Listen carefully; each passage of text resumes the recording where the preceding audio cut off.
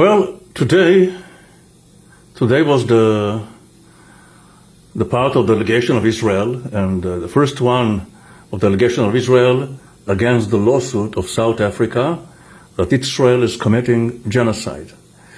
One by one, they came up, and each one of them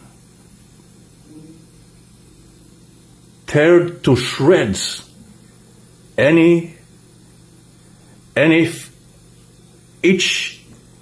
each phrase and each part of the lawsuit that South Africa opened against Israel in the case of genocide. Each thing and each sentence and everything that they said is beginning to be turned to shreds and obliterated in the air. And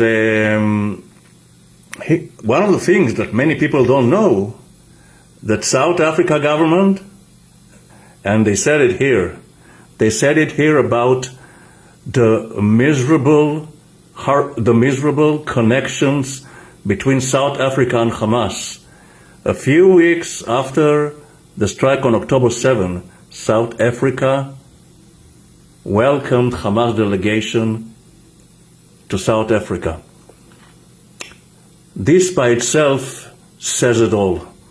There are people that something is very distorted, something very crooked, and the Israel delegation and the researchers, they are open everything and tearing up to shreds each claim that South Africa said. Let's hear a part of Dr. Tal Becker. Let's hear him. Goal, in the words of one member of Hamas's political bureau, of the cleansing of Palestine of the filth of the Jews. It is expressed no less chillingly in the words of senior Hamas member Razi Hamad to Lebanese television on October 24th, 2023, who refers to the October 7th attacks, what Hamas calls the Al-Aqsa flood, as follows.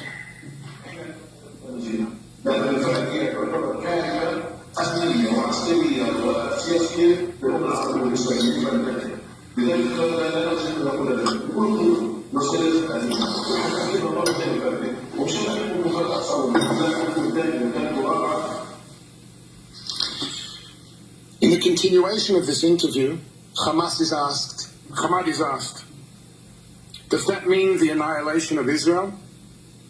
Yes, of course, he says. The existence of Israel is illogical. And then he says, nobody should blame us for the things we do. On October 7th, October 10th, October 1 millionth, everything we do is justified. End quote. Given that on October 7th, before any military response by Israel, South Africa issued an official statement blaming Israel for, quote, the recent conflagration, essentially blaming Israel for the murder of its own citizens. One wonders whether the applicant agrees. Second, it is in response to the slaughter of October 7th, which Hamas openly vows to repeat, and to the ongoing attacks against it from Gaza, that Israel has the inherent right to take all legitimate measures to defend its citizens and secure the release of the hostages. This right is also not in doubt. It has been acknowledged by states across the world. Astonishingly, the court has been requested to indicate a provisional measure calling on Israel to suspend its military operations. But this amounts to an attempt to deny Israel its ability to meet its obligations to the defense of its citizens, to the hostages, and to over 110,000 internally displaced Israelis unable to safely return to their homes. The applicant in its submissions to the court makes almost no mention of the ongoing humanitarian suffering of Israel's citizens at the hands of Hamas, and treats the hostages still held in captivity as barely an afterthought. But is there a reason these people on your screen are unworthy of protection?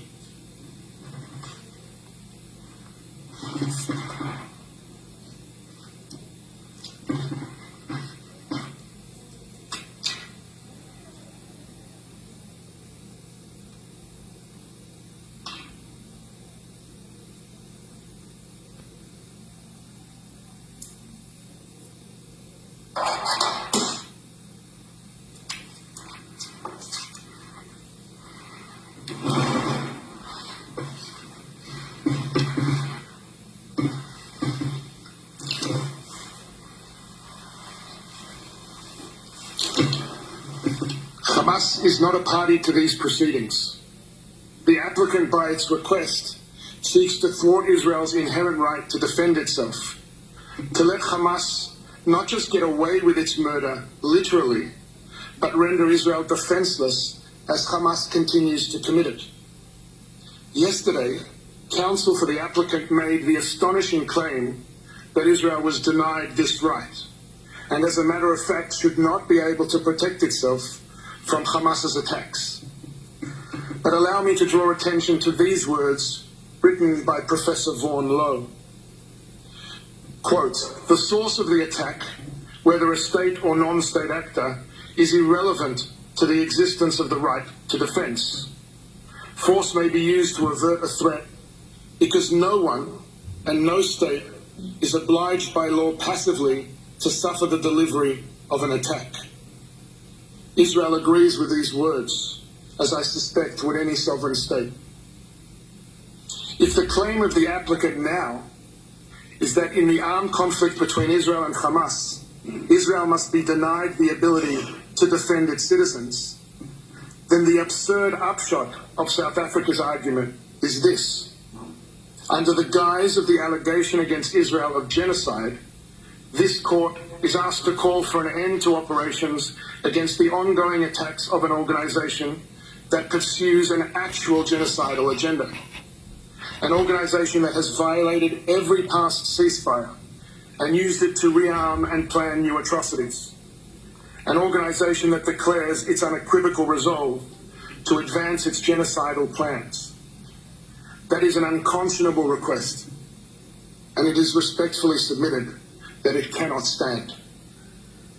Third, the court is informed of the events of October 7th because if there are any provisional measures that should appropriately be indicated here, they are indeed with respect to South Africa. It is a matter of public record that South Africa enjoys close relations with Hamas, despite its formal recognition as a terrorist organization by numerous states across the world. These relations have continued unabated even after the October 7th atrocities. South Africa has long hosted and celebrated its ties with Hamas figures, including a senior Hamas delegation that, incredibly, visited the country for a, quote, solidarity gathering just weeks after the massacre.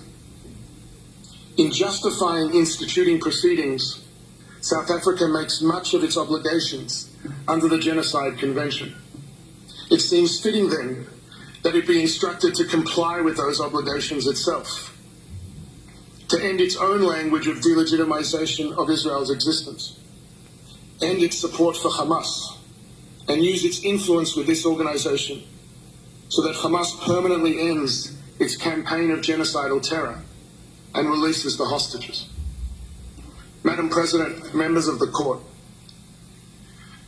the hostilities between Israel and Hamas have exacted a terrible toll on both Israelis and Palestinians. But any genuine effort to understand the cause of this toll must take account of the horrendous reality created by Hamas within the Gaza Strip. When Israel withdrew all its soldiers and civilians from Gaza in 2005, it left a coastal area with the potential to become a political and economic success story. Hamas's violent takeover in 2007 changed all that. Over the past 16 years of its rule, Hamas has smuggled countless weapons into Gaza and has diverted billions in international aid, not to build schools, hospitals, or shelters to protect its population from the dangers of the attacks it launched against Israel over many years, but rather to turn massive swaths of the civilian infrastructure into perhaps the most sophisticated terrorist stronghold in the history of urban warfare.